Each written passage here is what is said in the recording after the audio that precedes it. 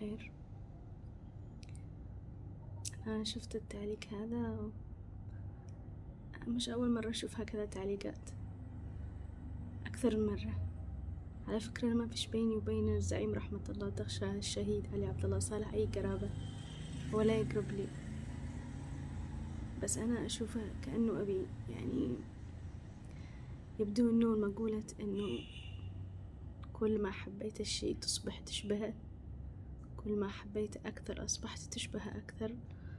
يبدو أنها مقولة صحيحة.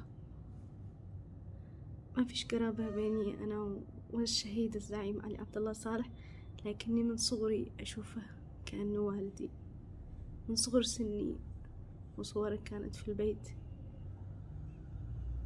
وأعتبره كأنه أبي، أحس كأنه أبي فعلا. فأنا اسمي أمل عبد الله صالح الشرامي، ولكن هذا التشابه حبيت أفتخر به، تشابه الأسماء، إنه أنا أمل عبد الله صالح.